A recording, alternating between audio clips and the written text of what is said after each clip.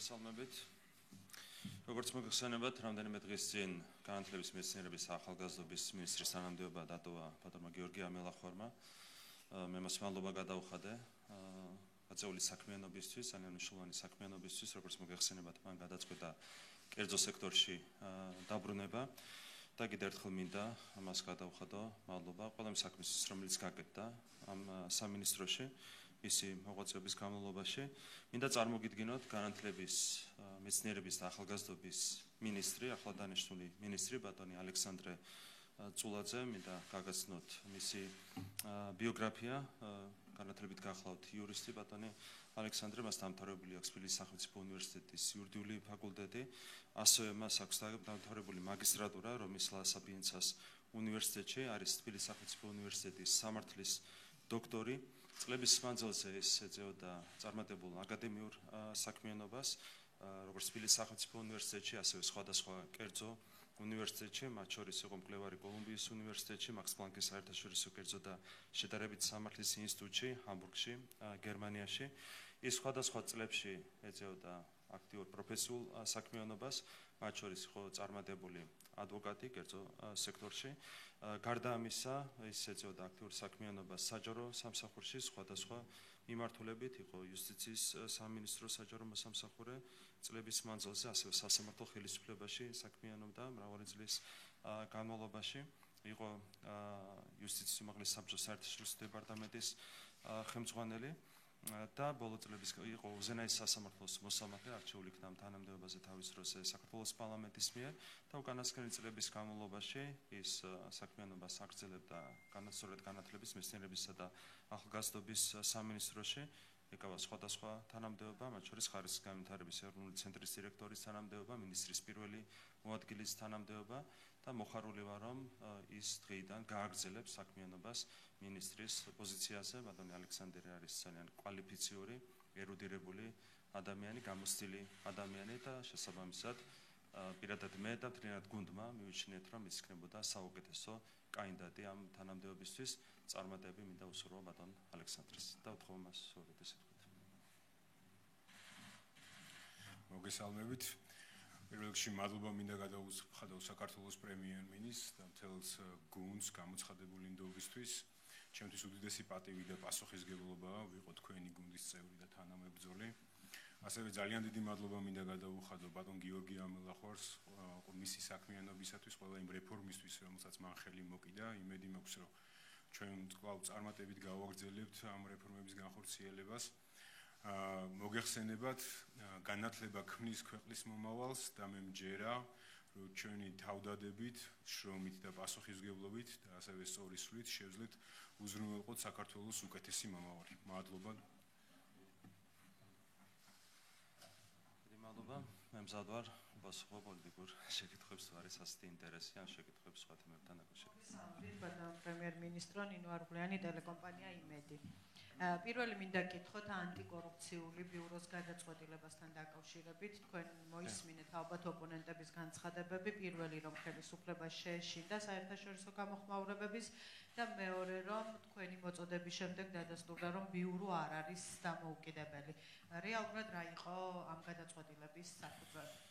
პირველ რიგში მე მინდა მადლობა გადავხადო ანტიკორუფციულ ბიუროს იმისათვის, რომ გაიზიარა პირადად ჩემი და ჩვენი პოზიცია ამ საკითხთან დაკავშირებით. კიდევ ერთხელ მინდა განმარტო, ყველასათვის ცხადია, ყველასათვის ნათელია, რომ კონკრეტული ორგანიზაციები, მათ შორის საერთაშორისო გამჭვირვალობა საქართველოს, მოქმედებენ დღეს განცხადებული პოლიტიკური და საარჩევნო მიზნით, ხო? მათ აქვთ გაცხადებული საარჩევნო დღის წესრიგი. ისინი პირდაპირ არიან ჩართული საარჩევნო აგიტაცია პროპაგანდაში, ისი პირდაპირ მტკიცებულებები არსებობს, ამას ისინი არც მალავენ. ხო, აქედან გამომდინარე, აბსოლუტურად ლოგიკური გადაწყვეტილება მიიღო თავის დროზე ანტიკორუფციულმა ბიურომ, როდესაც მას ამ ორგანიზაციებს უბრალოდ შეუფარდა განცხადებული საარჩევნო მიზნის მქონე ორგანიზაციის სტატუსი თავის დროზე, თუმცა ერთია წმინდა სამართლებრივი მიდგომა და მეორე არის მიზანშეწონილობა, სახელმწიფოებრივი მიზანშეწონილობა. რა თქმა უნდა, ანტიკორუფციული ბიურო არ არის პოლიტიკური ორგანო. აქედან გამომდინარე, ანტიკორუფციული ბიურო მოქმედებს არსებითად სამართლებრივი კრიტერიუმებით. თავიდან ბოლომდე წმინდა სამართლებრივი კრიტერიუმებით ჩვენ გვაქვს იმის საშუალება, რომ წმინდა სამართლებრივი კრიტერიუმებთან ერთად სახელმწიფოებრივი მიზანშეწონილობის კრიტერიუმიდანაც ამოვიდეთ, როცა მსჯელობთ შესაბამის საკითხებთან დაკავშირებით. სწორედ აქედან გამომდინარე ჩვენ წარვადგენთ შესაბამისი მოწოდება ანტიკორუფციული ბიუროს წინაშე. ჩვენ ჩავთვალეთ, რომ წინასაარჩევნო პერიოდში არ იქნებოდა მიზანშეწონილი მიუხედავად სათანადო პირობების არსებობისა, საერთაშორისო გამჭვირვალობისთვის თუ მსგავსი ორგანიზაციებისთვის ასეთი სტატუსის შეფარდება. ერთი მარტივი მიზეზის გამო ეს უბრალოდ არაფერს არ იძლევა. ერთადერთი, რასაც ეს იძლევა, არის ის, რომ შეიძლება ვიღაცებს ჰქონდეთ საბაბი სპეკულირებისათვის. საერთაშორისო გამჭვირვალობა საქართველოს ვერავის ვერ გააგვირვებს თავისი საარჩევნო დაგვირვებით. ვერც 2020 წელს გააგვირვა და მით უმეტეს ვერც 2024 წელს გააგვირვებს, ისეთი შელახული აქვს მას რეპუტაცია. აქედან გამომდინარე, უმჯობესი იქნებოდა, რომ არავის არ მიგვეცა არავითარი საბაბი საუბრებისთვის, სპეკულაციებისთვის და კიდევ ერთხელ გამიმერებ, რომ კარგია, რომ გაიზიარა ანტიკორუფციულმა ბიურომ ჩვენი შესაბამისი მოწოდება. ამ შემთხვევაში არ ივარგებდა წმინდა სამართლებრივი კრიტერიუმებით მოქმედება და სწორედ ამას ეფუძნებოდა ჩვენი ასე ვთქვათ მოწოდება, რომელიც გავრცელდა ანტიკორუფციული ბიუროს მიმართ.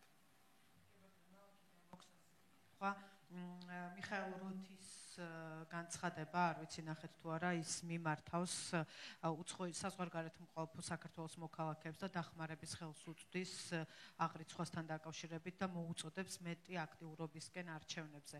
რაც ნიშნავს, როდესაც უცხო ქვეყნის პოლიტიკოსი მსგავს განცხადებებს არჩევნებთან დაკავშირებით აკეთებს და ერევა უშუალოდ ამ პროცესში.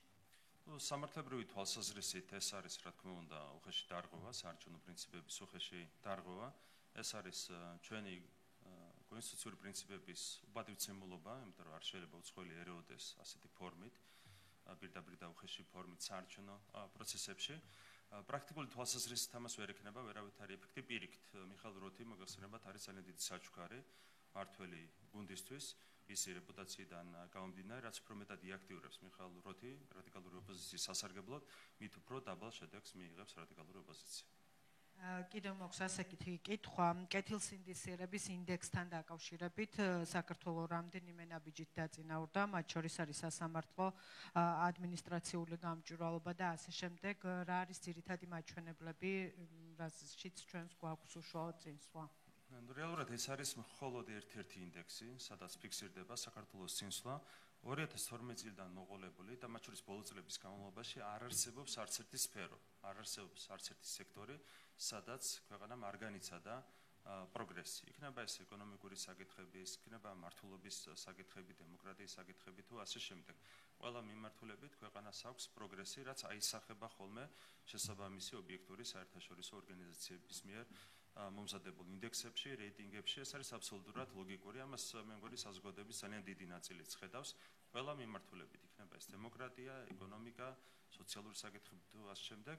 ქვეყანას აქვს ძალიან დიდი პროგრესი და სწორედ ეს პროგრესი აისახება შესაბამის ინდექსებში და რეიტინგებში.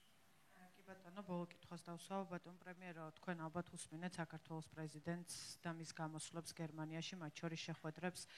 გერმანიის საელჩო ამბობს, რომ არ აქვს ინფორმაცია, რა შეხვედრებს მართავს სალომე ზურაბიშვილი გერმანიაში.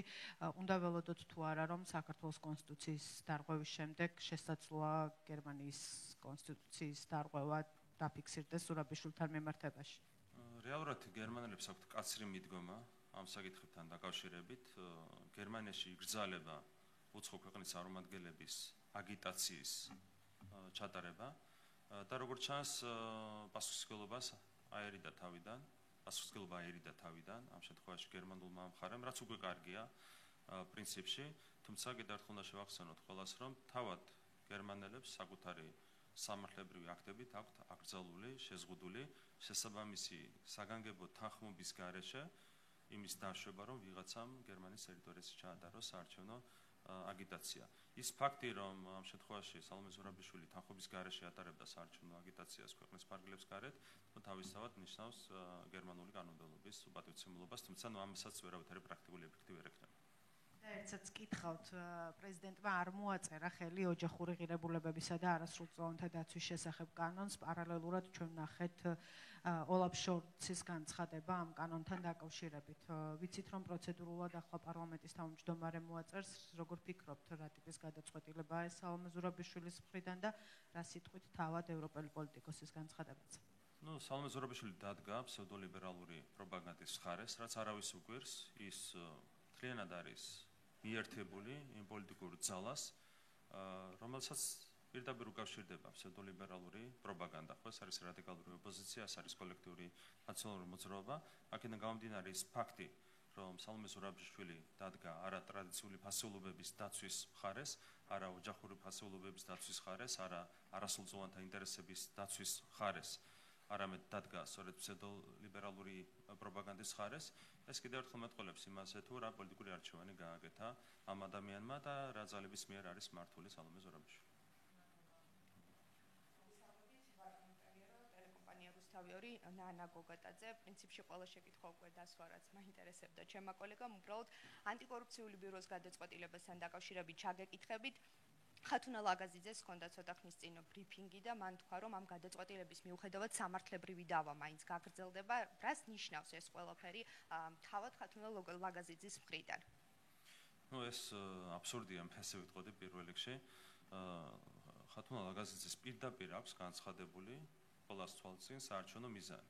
ის აწარმოებს საარჩევნო აგიტაციას. სალგე საკითხი რამდენად ეფექტური შეიძლება იყოს მისი საარჩევნო აგიტაცია. თქვენ გახსოვთ, რომ ის აორგანიზებდა კოლექტიური ნაცმოძრაობისთვის კონცერტს ბათუმში და 150 კაცზე მეტი ვერ მიიყვანა.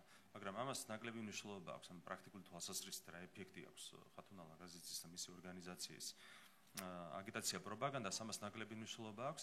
თავარია სამართლებრივი მხარე.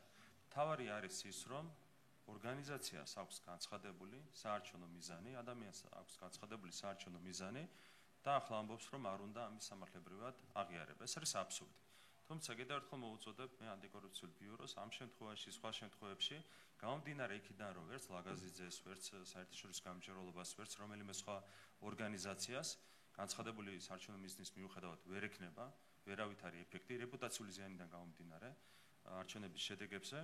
აჯობებს, რომ მიშვებული იყოს ეს პროცესი. ანუ გავყვეთ არა წმინდა სამართლებრივ გზას, არამედ გავითვალისწინოთ მიზანშეწონილობის კომპონენტი. რაც შეეხება ამ ფაქტს კიდევ ერთხელ, ანუ არის ადამიანი, არის ორგანიზაცია, რომელსაც აქვს პირდაპირ გაცხადებული მიზანი, რომ არ უნდა არსებული ხელისუფლების დარჩენა მმართველობის სათავეში და ასე დროს, როცა რაღაცას აპროტესტებ, გაუგებარია, ხო?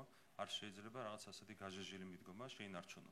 ან უნდა თქვა, რომ გინდა ხელისუფლების ცვლილება, ან უნდა თქვა, რომ არ ერევი ამ საკითხში. როცა თან ამბობ, რომ ხელისუფლების ცვლილება გინდა და თან ის არ გინდა, რომ გაცხადებული საარჩევნო მიზნის მქონე სუბიექტი გერქვას, ეს არის რა თქმა უნდა ნონსენსი.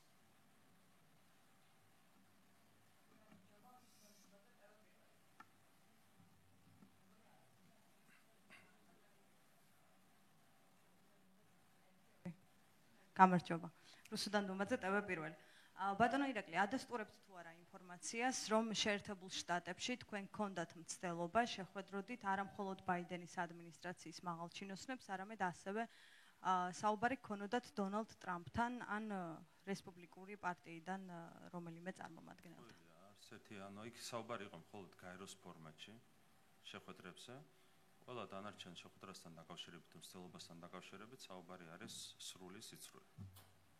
ტინა ხიდაშელი თავდაცვის ყოფილი მინისტრი, რომელიც პარალელურად ასევე იმყოფებოდა ვაშინგტონში, ის ამბობს, რომ მას აქვს ინფორმაცია, რომ თქვენ თბილისიდან უკვე ამის მცდელობა გქონდათ. არა მხოლოდ თქვენ, არამედ საელჩოც იყო ამ პროცესში ჩართული და ლობისტები შეერთებულ შტატებში რომ გასაუბრებოდით. არის აბსოლუტური სიცრუე, ჩვეულებრივი ტყუილი. მანამდე ითქვა ის, რომ თითქოს ჩვენ ვცდილობდით ისრაელის ხელისუფლების გამოყენებით, ესეც ლელოს მხრიდან მოდიოდა, მათი ერთ-ერთი ექსპერტის მხრიდან ეს ინფორმაცია, თითქოს ჩვენ ისრაელის ხელისუფლების დახმარებით ვცდილობდით გარკვეული შეხვედრების ორგანიზებას, ზუსტად იგივე ტყუილია, ანუ ერთ ხაზარაძის ხელწერა, თაღლითის ხელწერა ჩვეულებრივ.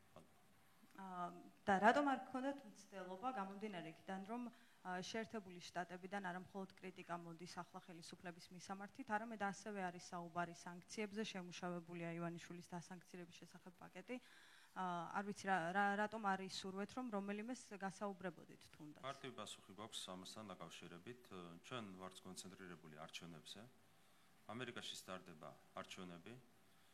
წლის ბოლომდე გარკვეულ დონეზე შენარჩუნდება ურთიერთობების ის რეჟიმი, რომელიც ჩვენ არ მოგწონს, მაგრამ დარწმუნებული ვართ, რომ მომავალი წლიდან დაიწყება ურთიერთობების თვისებრივი და ფუნდამენტური გადატვირთვა.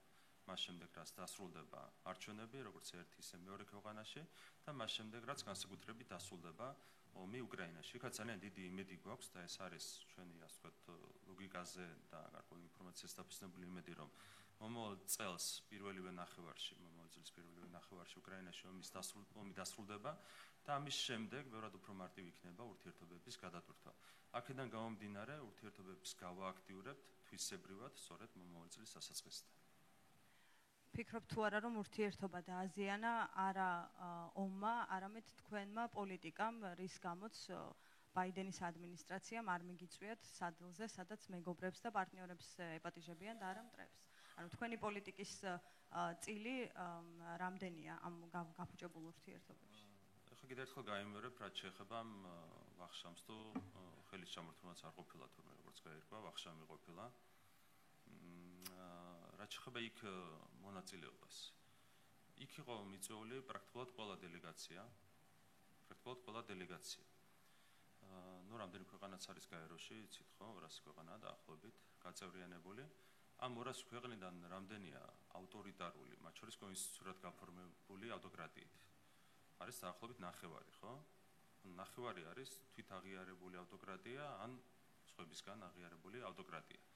ანუ დაახლოებით 100-მდე ქვეყანა იყო მიწვეული ამ ვახშამზე, რომელსაც აქვს გაფორმებული თუ გაუფორმებელი ავტოკრატია საკუთარ ქვეყანაში, მათ შორის ერთპარტიული მმართველობა და ასე შემდეგ. და ისინი იყვნენ მიწვეული, ხო? აქ სად არის ლოგიკა? ლოგიკა არის ჩვენთვის ერთ-ერთ რამეში. ამ შემთხვევაშიც ურევია ყველაფერში გლობალური ომის პარტიის ხელი. ვიღაცები არიან ძალიან განაწყენებული იმის გამო, რომ ჩვენ არ გადავდგით კონკრეტული ნაბიჯები 2022 წლიდან. და ნუ ამ გაღიზიანების გამოხატულებაა ასეთი აქტები. სწორედ ამიტომ ვამბობთ, როცა დასრულდება უკრაინაში ომი, შეიძლება ინტერესებიც საქართველოს მიმართ და ამის შემდეგ ჩვენ გვექნება იმის საშუალება, რომ თვისებრივად გადავტვირთოთ ურთიერთობები ამერიკის შეერთებულ შტატებთან. აქვე დავაკონკრეტებ, რომ ჩვენ ურთიერთობების გადატვირთვისთვის მზად ვართ აქედანვე. თუ იქნება შემოხდარი ნაბიჯები, კი ბატონო.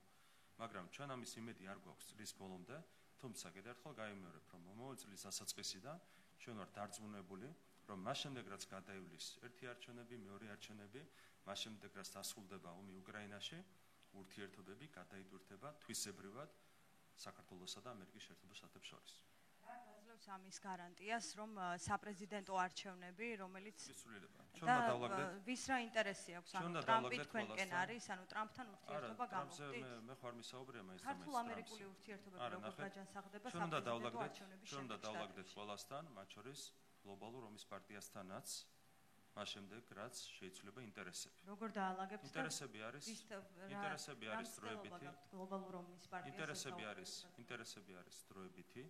ინტერესები იცვლება ვითარების ცვლილებასთან ერთად, მას შემდეგ რაც დასრულდება ორი არჩევნები, მას შემდეგ რაც დასრულდება ომი უკრაინაში, ჩვენ ვართ დარწმუნებული, რომ თვისებრივად შეიცვლება ინტერესები ჩვენი ქვეყნის მიმართ და შესაბამისად გვექნება ურთიერთობების გადატვირთვის საშუალება ყველასთან და ყველაფერთან. ახსენეთ, რომ გლობალური ომის პარტიასთან დაალაგებთ ურთიერთობებს. წარმოგვადგენინეთ იმ პირობებში, როცა ჩვენ არ ვიცით, ვის გულისხმობთ ამ ტერმინის ქვეშ. არ ვიცი, ეს თქვენი ფანტაზიის საქმეა, ჩვენ ზუსტად ვიცით, გლობალური ომის პარტიასთან ურთიერთობას როგორ ალაგებთ? ჩვენ ზუსტად ვიცით, რა და როგორ უნდა დავალაგოთ მომავალი წლის დასაწყისიდან. კეთილი, უბრალოდ ერთი კითხვა მაქვს შტატებზე ასევე. თქვენ თქვით, რომ სანქციების შესახებ როცა დაიწყო ეს პროცესი, პირადადაც გექნებოდათ კომუნიკაცია ბაიდენის ადმინისტრაციასთან და როცა შემდეგ კითხვა დაგისვით, გითხარით, რომ აი თბილისში შეხვდით ამერიკის ელჩს. ელჩი ხომ ოფიციალური წარმომადგენელია შეერთებული შტატების და იქ ჩასული თქვენ არ გქონდათ შეხვედრა მაღალჩინოსნებთან. რა ჩამოიტანეთ? თბილისში დაბრუნების შემდეგ შეხვდეთ თუ არა ბიძინა ივანიშვილს, სავარაუდოდ საუბარი გექნებოდათ. გაქვთ პასუხი კითხვაზე, გაგრძელდება სანქციების პროცესი თუ არა? რაც შეეხება ნიუ-იორკში ვიზიტს, კიდევ ერთხელ გავიმეორებ, რომ ნიუ-იორკში ვიზიტი ხორციელდებოდა გაეროს ფორმატში და ამ ვიზიტს ჰქონდა თავისი ვიწრო მიზანი. ხო, ეს არის გაეროს ფორმატში ახორციელებული ვიზიტი. რაც შეეხება კომუნიკაციას, ჩვენ გვქონდა ელჩის მეშვეობით კომუნიკაცია. მომავალშიც ვზად ვართ, რომ გავაგრძელოთ ელჩის მეშვეობით კომუნიკაცია. რაც შეეხება სანქციებს, ჩვენთვის საერთოდ არ არის ეს საინტერესო თემა. კიდევ ერთხელ გავიმეორებ, თუ ვინმესთვის შეიძლება პრაქტიკული კუთხით იყოს აქტუალური სანქციები, ფინანსური კუთხით, ეს არის ბატონი ბიძინა ივანიშვილი. ის არის დღესაც დე-ფაქტო სანქციების ქვეშ, თუმცა ვერც ეს დე-ფაქტო სანქციები ვერ აიძულებს მას, ორ წელიწად ნახევარია, გადადგას ეროვნული ინტერესების საწინააღმდეგო ნაბიჯი. შესაბამისად, ვერავითარი ფორმალური სანქციებით ბიძინა ივანიშვილს ვერ დააშანტაჟებ, სხვა მიმართულებითაც აქტუალური არ არის საერთოდ ასეთი შანტაჟი. აქედან გამომდინარე, რამდენიც არ უნდა ისაუბრონ ვიღაცებმა სანქციებთან დაკავშირებით, ჩვენთვის ეს არის არასერიოზული და არ არის საინტერესო. ამას წინათ მახსოვს თქვენი სიტყვები, როცა ბიძინა ივანიშვილთან დაკავშირებით ამბობდით, რომ აი ეს 2 მილიონი რაც არ 2 მილიარდი რაც არ დაუბრუნეს ბიძინა ივანიშვილს, ეს ერთ-ერთი მიზეზი იყო თქვენს გადაწყვეტილებაში. ზუსტად ვერ ვიხსენებ, თუმცა ივანიშვილისთვის ეს თანხა და ზოგადად ეს დე-ფაქტო სანქცირება, როგორადაც წარმოაჩენთ, არის მნიშვნელოვანი და განმსაზღვრელი. ფინანსური კუთხით არ არის, მაგრამ ღირსების საქმეა, როდესაც გაშანტაჟებენ შენ ფინანსური საკითხებით. ეს ღირსების საქმეა და ამ კუთხით შეიძლება იყოს მხოლოდ საინტერესო. ამერიკის საელჩოს ჰქონდა ამ თემაზე სხვათა შორის ქარდი და ბოლო დღეებში ყოველდღე რაღაც ქარდებს გვთავაზობს სოციალურ ქსელში. რომ სინგაპურის და ბერმუდას სასამართლოებს აქვთ ეს ფული, სასამართლოს მიერ განისაზღვრება ამ ფულის საკითხები და არა ამერიკის ხელში არ არის და რატომ წაგიკითხეთ ბატონი ბიძინა ივანიშვილის პასუხი. კი, წავიკითხეთ. ცოტა დეტალური პასუხია გაცემული ყველაფერთან. ბატონო ირაკლი, სხვათა შორის შეგახსენებთ, რომ ირაკლი ღარიბაშვილიც იყო წინა წელს გაეროს გენერალური ასამბლეის ფორმატში ნიუ-იორკში ვიზიტით და მას ჰქონდა შეხვედრები სხვადასხვა ქვეყნის წარმომადგენელთან და მათ შორის მაღალჩინოსნებთან შეერთებულ შტატებში. რაც თქვენ არ გქონდათ. სალიმანთან იყო შეხვედრა, თუმცა სამწუხაროდ იმ შეხვედრამ არ მოიტანა თვისებრივი ცვლილებები პოლიტიკაში. და თვისებრივ ცვლილებებში გულისხმობთ რას? გაგრძელდა ჩვეულებრივი რადიკალური დღესასრიგი, მაპოლარიზებელი დღესასრიგი იმ სუბიექტების მხრიდან, რომლებიც პირდაპირ ფინანსდებიან ამერიკელი ხალხის თანხებიდან. ჩვენ ასეთ ცვლილებებს ველოდებით, რა თქმა უნდა, და დარწმუნებული ვართ, რომ ასეთ ცვლილებები იქნება მომავალში. ეს არის აუცილებელი იმისათვის, რომ გადაიტვირთოს ურთიერთობები. არ შეიძლება ჩვენს ქვეყანაში წარიმართოს პროცესები ისე, როგორც არ შეესაბამება ეს ჩვენი ქვეყნის ეროვნულ ინტერესებს. ეს არის ჩვენთვის პრინციპულად მნიშვნელოვანი. კი ბატონო, სალივანის განცხადებებიც გვახსოვს, შარშანის მადლობას უხდი და ირაკლი ღარიბაშვილს. ამ შედეგები იყო მოლოვანი. შედეგები, მადლობის სიტყვები ხო არ არის ჩვენთვის მთავარი. ჩვენთვის მთავარია, რომ თვისებრივად შეიცვალოს დამოკიდებულება საქართველოს მიმართ, ყველა პატივის წეს იმ დემოკრატიულ სისტემას, რომელიც არის ამ ქვეყანაში ჩამოყალიბებული, არ ხდებოდეს რადიკალიზმის და პოლარიზაციის დაფინანსება, ეს არის ჩვენთვის მთავარი და არა მადლობის სიტყვები. როგორ შეიძლება თვისებრივად შეიცვალოს ურთიერთობები, როცა თქვენ არ გქონდათ შეხვედრები შეერთებულ შტატებში და ამის პარალელურად სალომე ზურაბიშვილს ხვდებიან მაღალჩინოსნები ევროკავშირში. ეს კონტრასტი, რომ მას ესაუბრებიან სხვადასხვა ქვეყნის დედაქალაქში, მას აქვს სიტყვით გამოსვლები, დღეს მიშელს შეხვდება, შემდეგ ურსულა ფონ დერ ლაიენს, ეს გვიჩენს თუ არა ასეთ განცდას, რომ ქართული ოცნება მართლაც არის საერთაშორისო იზოლაციაში. ოღონდ ქართული ოცნება, რომლის ლიდერსაც არ ხვდებიან. მე მინდა წარმოვიდგინოთ, როგორ იქნება მომავალი წლის დასაწყისში მდგომარეობა. დასრულებული იქნება არჩევნები, აქაც, იქაც, ეს ერთი. მეორე, სალომე ზურაბიშვილი აღარ იქნება საქართველოს პრეზიდენტი, ეს არის მეორე ფაქტორი. მესამე, ჩვენ ფიქრობთ, რომ მომავალი წლის პირველ ნახევარში აუცილებლად დასრულდება ომი უკრაინაში. ეს არის ფაქტორები, რაც საბოლოო ჯამში განაპირობებს ურთიერთობების გადატვირთვას. ეს არის ფაქტორები. დანარჩენს დაელოდეთ და იხილავთ, რაც მოხდება. და ახლა ამ ვითარებაზე რა შთაბეჭდილება შეიძლება შეგვექმნას? წლის ბოლომდე ნახეთ, ერთ რამის გავიმერებ კიდევ ერთხელ, ეს არჩევნები წარიმართება უპრეცედენტო გარე ჩარევის ფონზე. რაც არის სამწუხარო მოვლენა, თუმცა საბოლოო ჯამში ყველას მოუწევს პატივის წეს ქართული ხალხის დემოკრატიულ არჩევანს. ეს არის მნიშვნელოვანი ფაქტორი. რაც შეეხება კონკრეტულად სალომე ზურაბიშვილის ვიზიტს, მე მინდა შეგახსენოთ, რომ ეს ვიზიტი არის არაკონსტიტუციური, რაც არის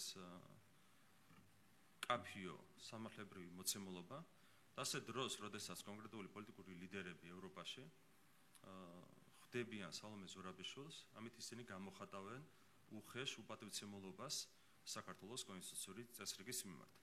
საქართველოს კონსტიტუციის უზენაესობა არის ის პრინციპი, რომელიც უნდა დაიცვან არა მხოლოდ საქართველოს მოქალაქეებმა, არამედ უცხოელმა პარტნიორებმაც, რაც სამწუხაროდ ასე არ ხდება.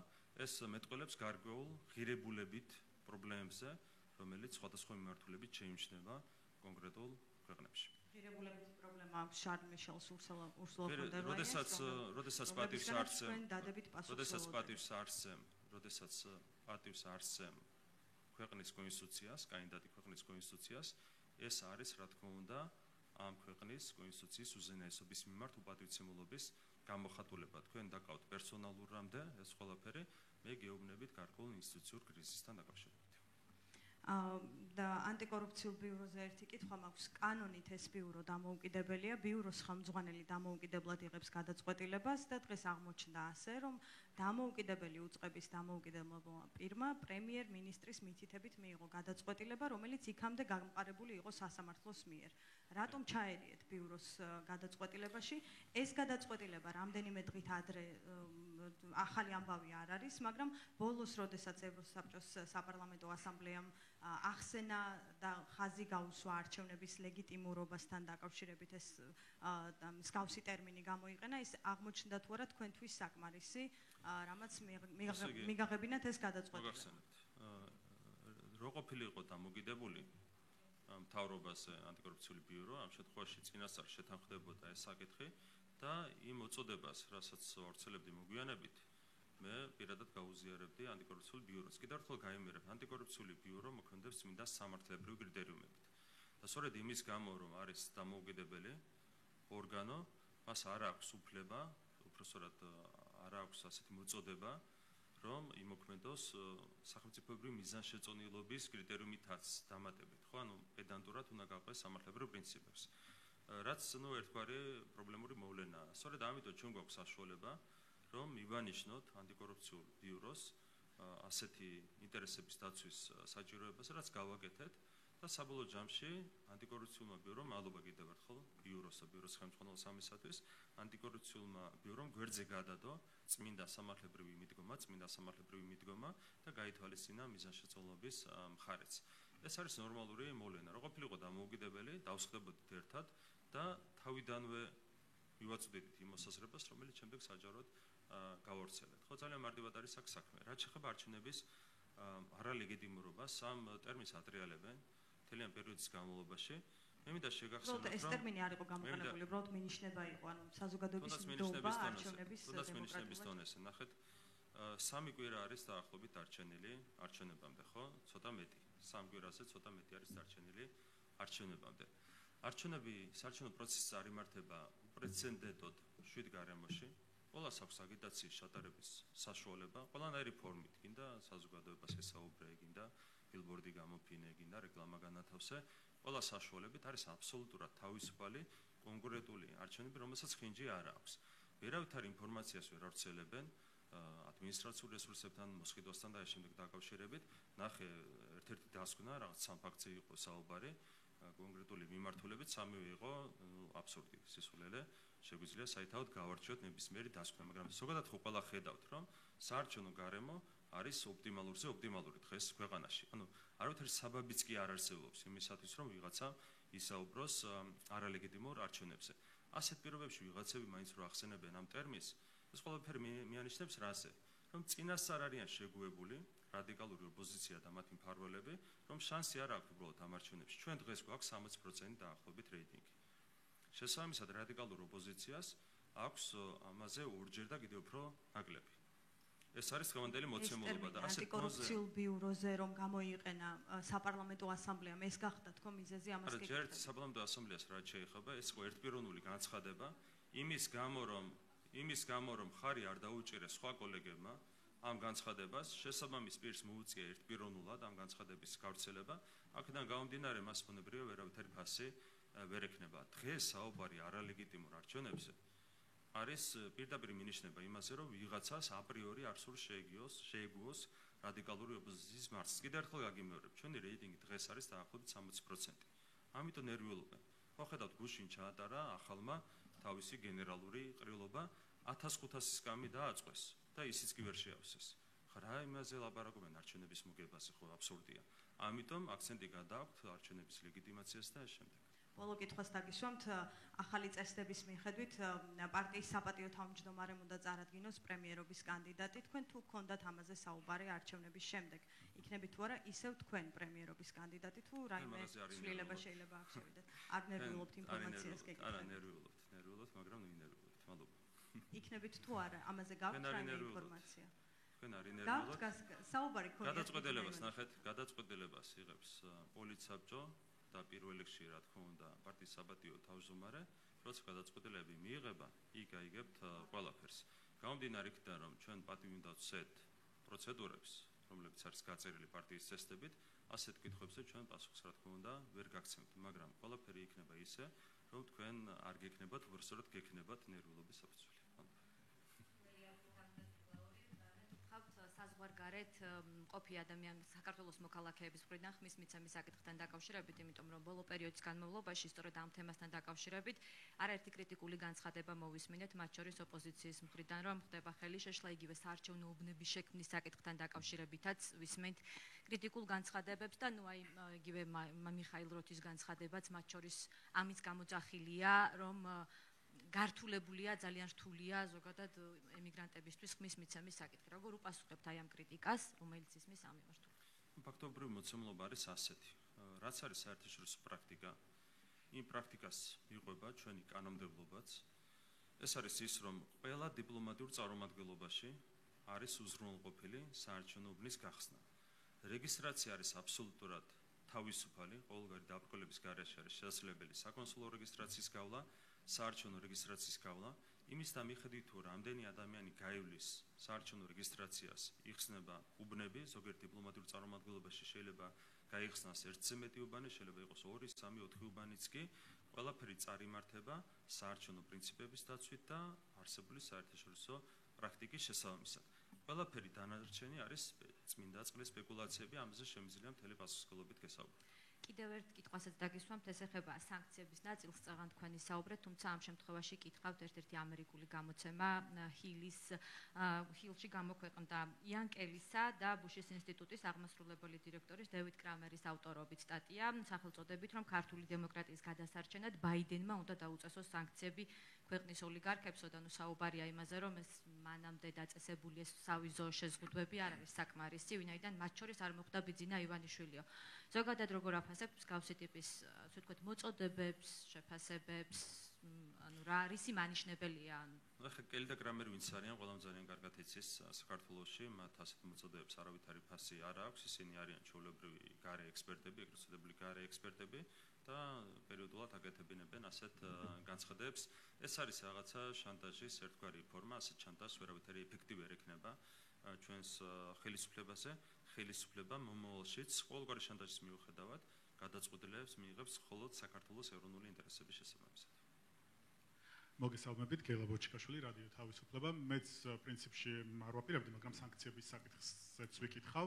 ხომ არ გაქვთ ინფორმაცია, საუბარი იყო ათეულობით ადამიანზე, კიდევ დამატებით საუბარი სავიზო შეზღუდვებზე. ხომ არ გაქვთ ინფორმაცია მართველი გუნდიდან ვინმეს აქვს თუ არა ეს შეზღუდვა მიღებული ახლა მაინც? ვერ გეტყვით, იგივე მოცემულობა რაც ხო წინა შემთხვევაში, ანუ აქაც არავის არ უდასტურდება ასეთი, ასე ვთქვათ, კორესპონდენციის მიღება.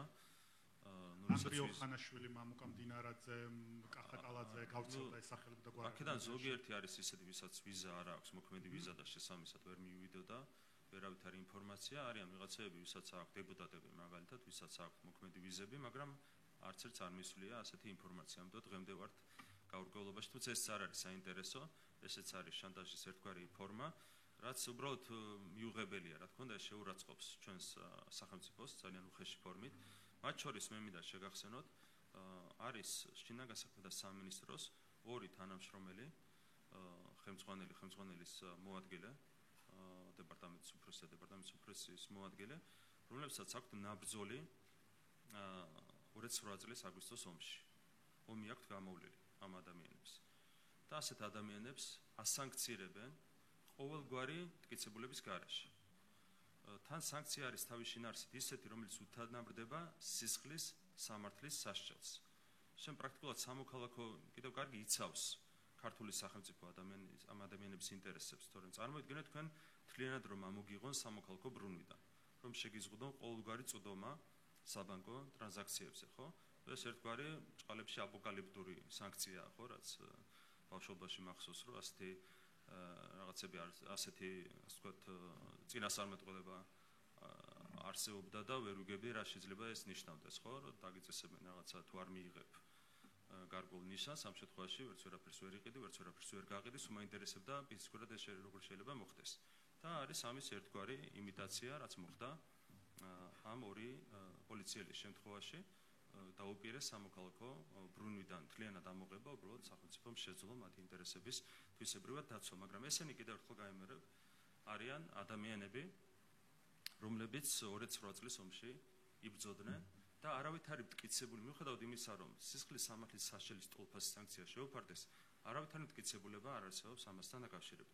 გარდა ამისა, ამ ადამიანებს არ აქვთ არავითარი საშუალება სასამართლო წესით დაიცვან საკუთარი ინტერესები. სასამართლო დაცვის გარანტია არის ერთ-ერთი მთავარი პრინციპი, რაც გამომდინარეობს სამართლებრივი სახელმწიფოს იდეიდან.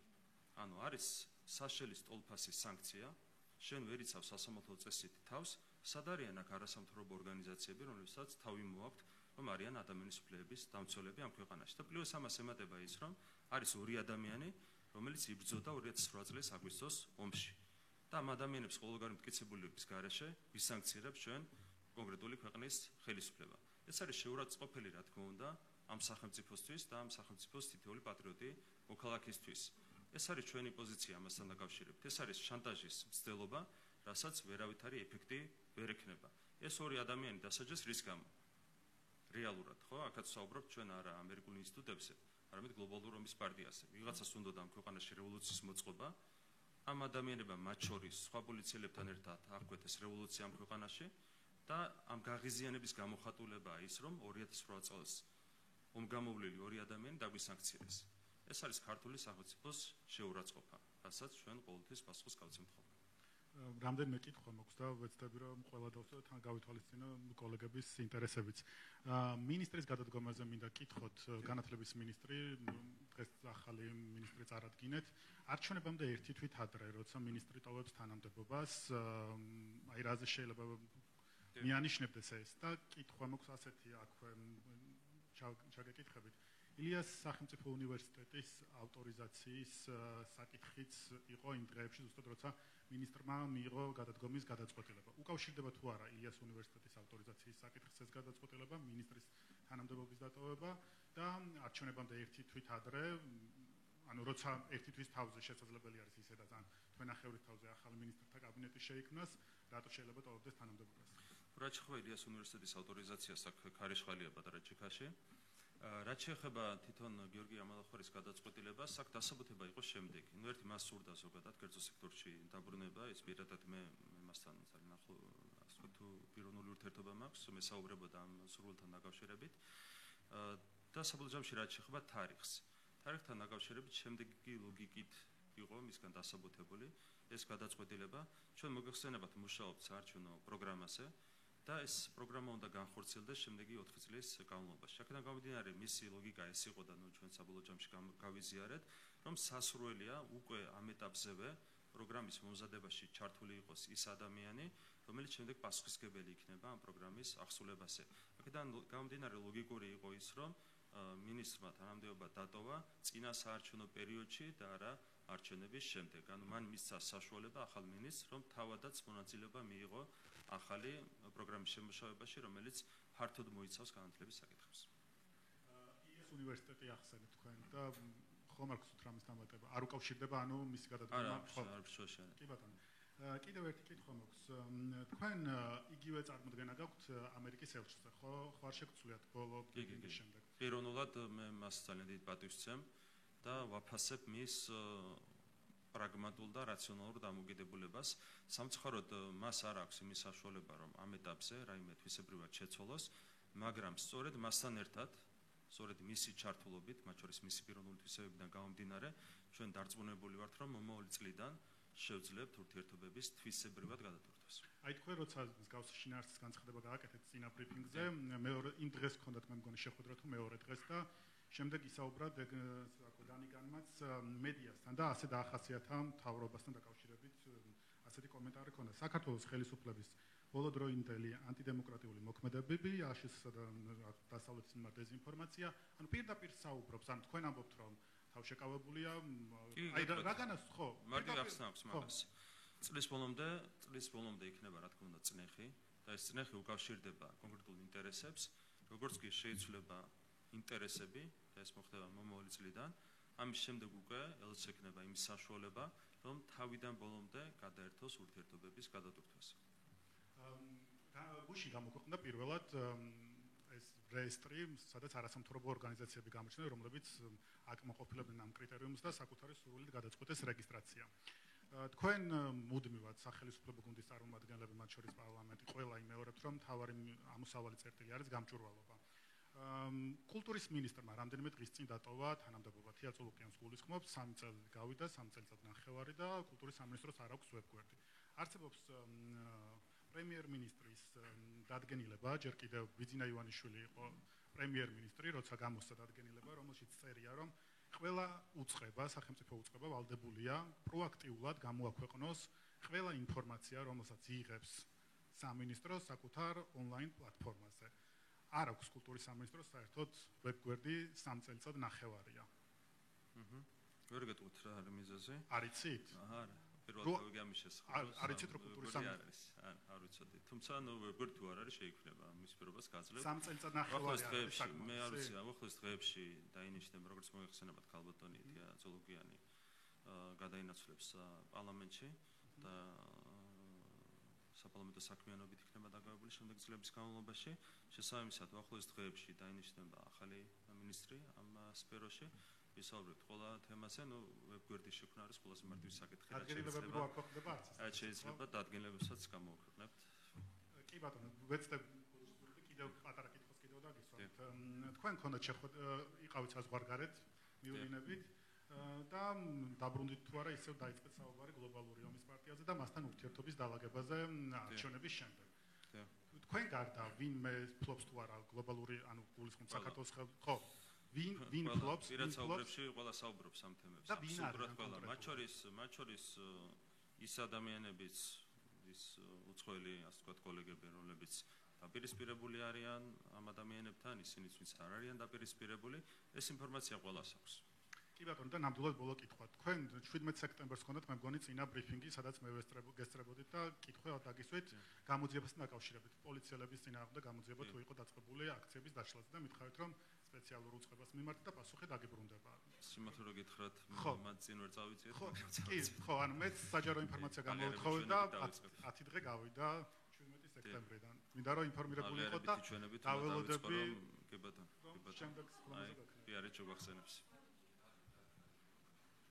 მოგესალმებით, თათია წოწონავა ტელეკომპანია მთავარი არხი. თქვენ წაღან როდესაც ამერიკის საელჩოს ეგრეთ წოდებულ ქარდებზე საუბრობდით ბიძინა ივანიშვილის განცხადებაზე გადაგვამისამართეთ. რეალურად რა იყო ამ განცხადების გამოქვეყნების წინაპირობა? მესმის რომ საელჩომ ფაქტობრივად სიცრუეში ამხილა ბიძინა ივანიშვილი ვინაიდან ჩვენ არაფერ შუაში არ ვართ თომაც თქვენს. არა, ერთსამეთ. სიცრუეში პასუხი ხო გაეცა ამ ბანერს.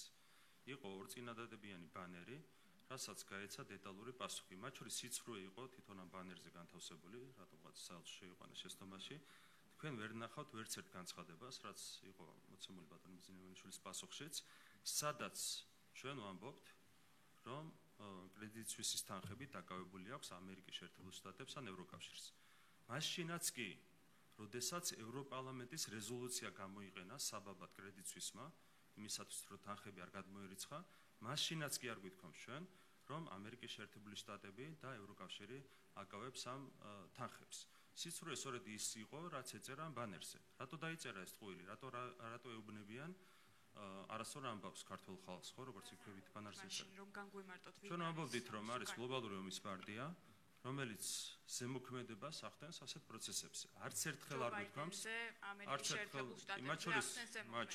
მათ შორის პრინციპული გავლენა აქვს პოლიტიკოსებზე, ბიუროკრატებზე, მე არ დავალ. თვითონ ვერ იღებენ გადაწყვეტილებებს და გლობალური ომის პარტია განკარგავს პოლიტიკოსებზე პრინციპული გავლენა, ნახეთ, ტერმინოლოგიასაც ვარჩევთ ფრთხილად. პრინციპული გავლენა აქვს პოლიტიკოსებზე და ბიუროკრატებზე სამწუხაროდ ამერიკის შეერთებული შტატების მიმართულებითაც და ევროკავშირის მიმართულებითაც. დეზინფორმაციაში გამხელენ ამის საპასუხოდ. არ გვამხელენ, გვაბრალებენ, რაც ტყუილია. თორე ჩვენ არასდროს არ ვორცელებთ დეზინფორმაციას. გავლენის ქვეშ გლობალური ომის პარტიის რომ არიციან რომ გავლენის ქვეშ არიან? იციან თუ არ იციან, ეს ხო არ არის ჩვენი საქმე. ჩვენ ვამბობთ, რაც არის ჩვენი ინფორმაცია, ან დაამტკიცონ საპირისპირო, ან ნუსაუბრობენ იმაზე, რომ ჩვენ ტყუილს ვავრცელებთ. საპასუხოდ ბიძინა ივანიშვილი ამბობს, რომ ის სანამ ფინანსური შანტაჟის ქვეშ იმყოფება, წყვეტს ყოველგვარ კომუნიკაციას პარტნიორებთან, დაახლოებით ასეთი ფორმულირებით იყო მის წერილში. ეს ნიშნავს თუ არა იმას, რომ საბოლოოდ უარს ამბობს ქართული ოცნების ხელისუფლება პარტნიორებთან კომუნიკაციაზე? არა, საუბარი იყო რაზე? საუბარი იყო ბიძინა ივანიშვილის პირად კომუნიკაციაზე, მის პირად შეხვედრებზე პოლიტიკოსებთან და ბიუროკრატებთან. აქ თქვა მან ერთი მარტივი რამ. ვიდრე გრძელდება ფინანსური შანტაჟი, ის თავს იკავებს, იმიტომ რომ ნებისმიერი პოლიტიკოსის მიმართ და ნებისმიერი ბიუროკრატის მიმართ, რომელსაც შეიძლება ჰქონდეს შეხვედრის სურვილი, არსებობს ეს რისკი, რომ შეიძლება ის იყოს სწორედ გლობალური ომის პარტიის გავლენის ქვეშ. ეს ხო აქ ნათქვამი. ჩვენ რა თქმა უნდა მთლიანად გუნდი ვინარჩუნებთ კომუნიკაციას, მათ შორის პოლიტიკოსებთან, მათ შორის ბიუროკრატებთან და ჩვენ ამას ვაკეთებთ პირველ რიგში იმისათვის, რომ სწორ მომენტში და ეს მოხდება აუცილებლად მომავალ წელს ვიზრუნოთ მაქსიმალური ინტენსივობით ურთიერთობების გადატვირთვას. მომავალ წელზე როცა საუბრობთ, რა გაძლევთ ამის საფუძველს, რომ განგვიმარტოთ, როგორ ხდება ომის დასრულება ახსენეთ. სამი რამე, კი. ორი არჩევნების დასრულება და უკრაინაში ომის დასრულება. ინტერესები შეიცვლება მაშინვე. უკრაინაში ომის დასრულება ოცნების ხელისუფლებასთან ურთიერთობებთან რა კავშირშია? დაამშვიდებს ვითარებას და საქართველოს მიმართ ინტერესიც შეეცვლებათ ვიღაცებს, ხო? მეორე ფრონტზე საუბრობთ. კი, მეორე ფრონტის ინტერესიც აღარ არსებობს. მხრივაც დეზინფორმაციაში გამხილეს არა? არა, გამხილეს სიტყვას ნუ ამბობთ. იმიტომ რომ ვფიქრობენ რომ იტყუებით. არა, თქვენ რატო ფიქრობთ რომ ეს არის სიმართლე, რასაც ისინი ამბობენ? იქნება არ არის სიმართლე. და თქვენ ხართ მართალი. ყველა რა შუაშია, კაცო. ვინ საუბრობს ამაზე? ერთი წამით, ნახეთ, ახლა მე მინდა შეგახსენოთ კიდევ ერთხელ მაშინ ყველაფერი რაც ხდებოდა ჩვენს თავს 2022 წლიდან, ხო? მე მინდა შეგახსენოთ რა განცხადებები გეთებოდა NGO-ების მხრიდან და საიდან ფინანსდებიან ეს NGO-ები ხوار და გავიწყდათ. ან რა განცხადებები გეთებოდა პოლიტიკოსების მხრიდან, რომლებიც არიან შემჩნეული პირდაპირ კავშირებში, ხო, კონკრეტულ სუბიექტებთან. არა განცხადებები გეთებოდა უკრაინის ხელისუფლების მაღალჩინოსნების მხრიდან. ხوار გავიწყდებათ არა კავშირებია იქაც. ხوار გავიწყდებათ მეორე ფრონტზე ვინ საუბრობდა? ამერიკასა და ევროკავშირზე ვსაუბრობ. არა, გლობალური ომის პარტიაზე ვსაუბრობ ამ შემთხვევაში. კარგით, უნდა გკითხოთ ასევე ერთი წუთი გუშინ გადადებულ ღონისძიებაზე, როგორც ერთი წამი აქ დავასუსტებ ერთ რამეს. ანუ თქვენ გინდათ ესე წარმოაჩინოთ, რომ ამ ყველაფერს აგოორდინირებს ამერიკა და ევროკავშირი. და ჩვენ გეუბნებით, რომ ეს არ არის ამერიკა და ევროკავშირი. ეს არის ვიღაც სხვა და ეს არის გლობალური ომის პარტია. თქვენ რატო გინდა წარმოაჩინოთ ეს ყველაფერი ისე, რომ ამერიკას უნდა და ისინი არიან როგორც თქვენ ამბობთ. არა, პოლიტიკოსებზე და ბიუროკრატებზე, ინსტიტუციებზე მათ შორის აქვთ პრინციპული გავლენა, მაგრამ თქვენ რო ამბობთ, რომ ამერიკას და ევროკავშირს უნდათ მეორე ფრონტი ასეთ ინტერპრეტაციას რო აძლევთ, ან რევოლუციის მოწყობას ისინი ცდილობდნენ და ეს შემდეგ, ეს არის ჩვენთვის მიუღებელი ფორმულირება. თორე ჩვენ ამას არ ვამბობთ. ჩვენ პირიქით ვამბობთ, რომ ეს არის არა ამერიკა, არა ევროკავშირი როგორც ასეთი, ეს არის გლობალური ომის პარტია, უბრალოდ სამწუხაროდ ამ გლობალური ომის პარტიას აქვს პრინციპული გავლენა ოფიციალურ სუბიექტზე. მათ შორის მაიკ კარპენტერიც მაგალითად ამბობს იმას, რომ რეალურად რასაც ახლა ხელისუფლება აკეთებს, ეს არის სრულად ცვლილება იმის, რა კურსიც აქვს ქვეყანას, ქართულ ხალხს 180 გრადუსით ცვლილება და თუ ასე გაგრძელდა ამ შემთხვევაში და არჩევნები თუ არ ჩატარდება ისე როგორც დემოკრატიულ ქვეყანას შეესაბამება, ჩვენ დამატებით მკაცრ ზომებს განვიხილავთ, ისიც გლობალური ომის პარტიის. ეხლა რაც შეხება ორივე თემას შევეხოთ. ერთი რაც შეხება დემოკრატიულ არჩევნებს. საიდან ჩდება საერთოდ საბაბიც კი ამაზე საუბრისთვის? არჩევნები ხო კარგად წარიმართება. ელექტრონული ტექნოლოგიებით ხო დაითვლება ეს შედეგები და ეს შემდეგ. ეს რატო საუბრობენ საერთოდ არჩევნების ლეგიტიმაციაზე? როცა ამისთვის მინიმალური საბაბიც კი არ არსებობს, ხო? ხო საინტერესოა ეს ყველაფერი. აბსოლუტურად გაუგებარია, ხო? ეს ერთი საკითხი. მეორე თემა რა ახსენეთ? ხო, რაც ხო კურს. ნახეთ, პირდაპირ ვაცხადებთ რას, რომ პირიქით ჩვენ ვიხვეწებით, რომ გაგვიხსნან მოლაპარაკეები. და ისინი არ გვიხსნიან მოლაპარაკეებს. და ვინ უქმნის კურს საფრთხეს? ჩვენ თუ ვიღებთ კანონებს, რომელიც ეწინააღმდეგება. რა კანონებს ვიღებთ? ნახეთ, რაც შეხება კანონს. დაუბრუნდეთ ორ კანონს. ერთი არის კანონი ფსევდოლიბერალური პროპაგანდის წინააღმდეგ, რომლის ერთადერთი მიზანიც არის ტრადიციული ფასეულობების დაცვა და არასრულწლოვანთა ინტერესების დაცვა. მეც არაფერს არ ეხება ეს კანონი და არ შეიძლება ეს კანონი რაიმე ფორმით ეწინააღმდეგებოდეს ევროკავშირის პრინციპებს ან ამერიკის სულისკვეთებას. თუ ეწინააღმდეგება, მაშინ იქ ყოფილა პრობლემა. შეუძლებელია უბრალოდ, როცა საუბარი ეხება ტრადიციული ფასეულობების დაცვას და არასრულწლოვანთა ინტერესების დაცვას, შეუძლებელია, რომ იქ იყოთ ჩვენ რაიმე წინააღმდეგობაში პრინციპებთან. რაც შეეხება გამჭვირვალობის კანონს, თან კონტექსტიც ხომ მნიშვნელოვანია. იყო ორი მცდელობა რევოლუციის ამ ქვეყანაში NGO-ების პირდაპირ ჩართულობით. ხო, 2021 წელს და 2022 წელს პირდაპირ სენაზე ავიდნენ NGO-ები და ითხოვდნენ მთავრობის გადადგომას. ამ ფონზე ნახეთ მიიღება კანონი, რომელიც ერთ-ერთ რამეს ითვალისწინებს. ეს არის გამჭვირვალობა, მათ შორის რევოლუციის გამჭვირვალობა. ეს არ არის კანონი რევოლუციის წინააღმდეგაც კი. ეს არის კანონი რევოლუციის გამჭვირვალობის შესახებ მაგალითად. ეს არის კანონი ისეთი დაფინანსების შესახებ, გამჭვირვალობის შესახებ, რომელსაც შეიძლება გარკვეული რისკები ახდას თან და ეს რისკები თან არის დადასტურებული ფაქტობრივი მტკიცებულებებით, საზოგადოებას აქვს. გუშინ გადადებულ ღონისძიებაზეც კითხავთ, როგორც ვიცით, ქართულ ოცნებას უნდა აიმართა დიდი ღონისძიება, როგორც ვიცით, თქვენი ჯანმრთელობის მდგომარეობა გახდა საბაბი, რის გამოც გადაიდო. დღეს ხართ აქ ჩვენს წინაშე, რა შეიცვალა ამერიკაში? კოვიდი დამიდასტურდა, გუშინ ბოლოს გავიტესტე, შესაბამისად აღარ ვარ გადამდები, აღარ მაქვს ვირუსი და შემიძლია ეს არის ერთადერთი მიზეზი. იგი კოვიდი მქონდა, გარეთ ვერ გამოდიოდი, მე უნდა წარმედგინა საარჩევნო პროგრამა. 7-ში ან 9-ში ორი სავარაუდო თარიღი გვაქვს, ორშაბათს ან ოთხშაბათს გამართება. და ასევე ამერიკის საელჩოს ბოლო კითხვა ნამდვილად ამერიკის საელჩოს დღევანდელ ქართზე კითხავთ ისფერთან დაკავშირებით, რატომ აყენებს ქართული ოცნება ამერიკასთან პარტნიორობას რისკის ქვეშ 1.8%-ის გამო? პარალელურ დათვლაზე აქვს საუბარი, თქვენთვის კარგად არის ცნობილი. შერერთი, იგი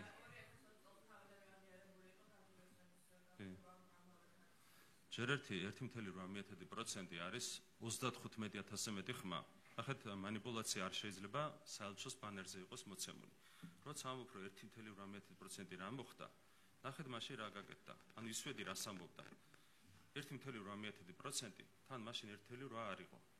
როდესაც საბოლოო ჯამში დაიდო იმ ოქმების მონაცემები, ის არ იყო მთელი ქვეყნის მასშტაბით. ცდომილება იყო არა 1.8, არამედ იყო თუ არ ვსდები 3.5. 2.5 ბოდიში. ისვედის კი, ანუ ქართული ოცნების შედეგის ცდომილება იყო არა 1.8, არამედ 2.5. შესაბამის ოქმებს თუ დაადარებდით. ეს არის პირველი მანიპულაცია, რომელიც საელჩოს ბანერზეა და მე მინდა ვთხოვო ელჩს, რომ კარგად ჩაურმავდეს ამ მანიპულაციას, რომელიც განახორციელეს მის საელჩოს თანამშრომლობა. მეორე, როცა საქმე ეხება მით უმეტეს არა 1.8-ს, არამედ 2.5%-ს. 2.5% ეს არის 50,000 ხმა. ანუ ისვედი ამტკიცებდა, რომ ქართულმა ოცნებამ გააყალბა 50,000 ხმა. ეს მეორე მანიპულაცია. ელჩს ვთხოვ, რომ ყურადღებით დააგვირდეს ამ განცხადებას.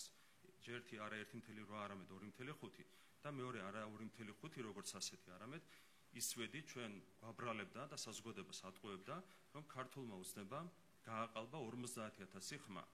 და ამ 50,000 ხმის გაყალბების საბაბით რადიკალური ოპოზიცია ვიწყობდა რევოლუციას ამ ქვეყანაში, რასაც პირდაპირ მხარდაჭერა ჰქონდა NGO-ების მხრიდან და ორი ელჩის მხრიდან. ეს მესამე, რაც არ არის ნახსენები ამ ბანერზე. აქედან გამომდინარე, თავად ეს ბანერი არის უხეშად მანიპულაციური და არ წარმოაჩენს სიმართლეს ისე, როგორც ეს მოხდა.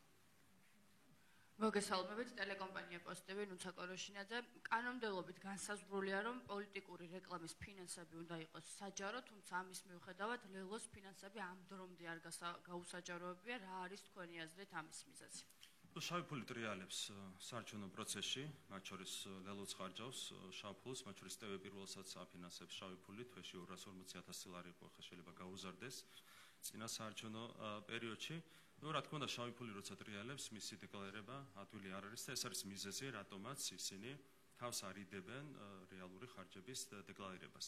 ამით უნდა დაინტერესდეს წესით ანტიკორუფციული ბიურო, მაგრამ აქაც ჩემი მინიშნება იქნებოდა, სამწუხაროდ ვერ მართავ ანტიკორუფციულ ბიუროს, მაგრამ აქაც შედარებით რბილი მიდგომით ვიმოქმედებს ბიურო, უკეთესი იქნება. წინავდელ შემთხვევაში მე როგორც ვიცი, დაახლოებით 9,5 ლარის დამალვაზია საუბარი, არ ვიცი ზუსტად, მე რაც მითხრეს, უხეში ინფორმაცია შეიძლება სწორი არ იყოს. 9,5 მილიონის დამალვა ნიშნავს იმას, რომ 1,000,000 ლარით უნდა დაჯარიმდეს ლელო ეს თუ მოხდება ამ შემთხვევაში გამოვა ვიღაცა ევროსაბჭოდან ან ევროპარლამენტიდან იტყვის რომ საშინელება ხდება საქართველოში დემოკრატიულ არჩევნებს ექნება საფრთხე შეიძლება ზუსტად ეს უნდოდეს მათ შორის ლელოს და უნდოდეთ მის მფარველებს ამიტომ აქაც ჩემი მოწოდება იქნებოდა ანტიკორუფციული ბიუროს მიმართ რომ შედარებით ლოიალური მიდგომა გამოავლინოს და პენდანტურად და წმინდა სამართლებრივად გაყვება ასეთ საკითხებს გინებოთ ჩათვალეთ ეს ანტიკორუფციული ბიუროს საქმიანობის ჩარევა გამარჯობა მინდია გაბაძე ონლაინ მედია პუბლიკა მე მაქვს შეკითხვა შუქურთელებზე თქვენ გლობალური ომის პარტიაზე ფიქრით ვცდებით და მგონია რომ ამისთვის დრო ვერ გამონახეთ ადამიანები 32 დღეა შიმშილობენ არიან პარლამენტის წინ და ითხოვენ თქვენთან შეხვედრას ითხოვენ რადგან აქვთ იმედი რომ მედიაციის როლს შეასრულებთ თქვენ მათსა და კომპანიას შორის თქვენ წინა გამოსვლაში თქვით რომ 10,000-ობით კომპენსაცია აქვთ აღებული თუმცა მათ სხვა პოზიცია აქვთ და ისინი ფიქრობენ რომ ეს არის თქვენ კომპანიის პოზიცია რომელსაც თქვენ ახმოვანებთ თუ შეხვდებით მათ და თუ გექნებათ სურვილი რომ მოლაპარაკებდეს მაგიტოს მე ზოგადად იცით რომ არასდროს საკდროის ამბავი არ არის არასდროს არ მოვრიდები ვარ შეხვედრებს მაგრამ რა ინფორმაციაც მეც გქონდა და ბუნებრივია ეს არ არის მხოლოდ კომპანიის ინფორმაცია ძირითადად სამი პირი იყო ჩართული ყოველ შემთხვევაში თავიდან ახლა არ ვიცი როგორ არის ამ აქციის ორგანიზებაში ხშირად ემთხვევა ხოლმე წინა საარჩევნო პერიოდს ასეთი აქციები რაც სამწუხარო მოვლენაა ზოგადად ასე ვიტყოდი და მე რა ინფორმაციაც მაქვს მათ შორის რაც გადავამოწმე ეს არ არის მარტო კომპანიის ინფორმაცია ერთ-ერთ პირს ჰქონდა 80,000 ლარი აღებული კომპენსაცია მეორეს 50,000 თუმცა მიუხედავად იმისა რომ ეს იყო მიღებული ჩაბარებული ამის მიუხედავად მოვიდა არჩევნები და ეს არის რა ინფორმაციაც მე მაქვს თუ ეს ტყუილია და არასწორია საშუალება შეგვიძლია და აგიხსნათ რომ ეს 100 არ არის თქვენ იცით რომ 80,000 არ აუღია მაგალითად თუ საუბარია არა მე ვიცი რომ აღებული აქვს სამ ადამიანს თუმცა მთელი სოფელი აპროტესტებს და მეც იქ ვიყავი ანუ რამ შუქრუჯის წამყოფი ვარ და თუ ამ სამ ადამიანს ნახეთ ერთ წამით აი რა გითხონდა დაგისვა თუ ამ სამ ადამიანს აქვს აღებული უკვე კომპენსაცია ამ სამ ადამიანმა რატო დაიწყო ეს პროტესტი იმიტომ დაიწყო რომ რეალურად ის სამხარაულის ექსპერტიზა და რაც უნდა ყოფილიყო და რეალურად 80,000-ზე მეტი არის შეფასებული წესით უბრალოდ არ აქვს სამხარაულის ექსპერტიზა ხო ამ ადამიანებს ამის გამოხდება რომ დაიწყეს პროტესტი იმიტომ რომ ეს 80,000 არის არაფერი რეალურად მათთვის მათი იქონება ბევრად მეტი არის მე ვნახე ადგილზე მიწაში ჩასული სახლები მიწაში ჩასული ვენახები შესაბამისად ეს კომპენსაცია უნდა ყოფილიყო ავაზი და ესეც კი არ არის ანუ რეალურად მათ შეხვედრა გაუმარტივებდა იმ ყველაფერს რომ საქმეში გარკვეულიყავით და ქონოდათ რაიმე ინფორმაცია შეხვედრების პროცესზე შემდეგ ბრიფინგამდე უფრო დეტალურად მოვიძიებ ინფორმაციას შეგვიძლია ერთმანეთშიც გავცვალოთ ეს ინფორმაცია საჭიროების შემთხვევაში ნაბიჯებიც გადაიდგმება მაგრამ გვირდებით რომ შემდეგ ბრიფინგამდე უფრო დეტალური ინფორმაციით წარსდგებით თქვენს წინაშე თვითონ შეხვედრას ხომ წინ არაფერი არ უდგათ ამ აი შეხვედრაც ნახეთ რაზეა დამოკიდებული თუ პოზიციები არის სწორი და სიმართლე არის ასე ვთქვათ აქციის მონაწილეების ხარეს და პლუს არ არსებობს რესურსი რომ მოგვარდეს ურთიერთობები კომპანიასა და ამ პირებს შორის ამ შემთხვევაში საჭიროა შეხვედრა მაგრამ თუ სხვა რესურსი არსებობს ამ შემთხვევაში ჯობია რომ კომპანია და შესაბამის პირები მოგვარდნენ ერთმანეთთან ეს არის უმჯობესი ეს არის სწორი მიდგომა დანარჩენი კიდევ ერთხელ გამიმეროთ მე არასდროს არ ვერიდებოდი ადამიანებთან შეხვედრას, მათ შორის აქციებიც იმართებოდა კანცელარიასთან და შეხვედრივალ არ ერთ ასეთ შემთხვევაში ადამიანებს, ახაც სადვარ, მაგრამ თავარია რომ წესები დავიცვათ. მაგრამ კიდევ ერთხელ გირდებით რომ მე ჩავეძიები, აი შემდეგ ბრიფინგამდე უახლოეს დღეებში შეგვიძლია კიდევ ერთხელ შევხვდეთ, ჩავეძიები, ვნახავ დეტალურად, კიდევ უფრო დეტალურად რა ხდება იქ, თუ სადმე ირღვევა სამართლიანობის პრინციპი, რა თქმა უნდა, წინ ვერაფერი ვერ უნდა დაუდგეს ამ პრინციპის რეალიზებას, აი უახლოეს დღეებში შევხვდებით და იქ ვისაუბრებთ.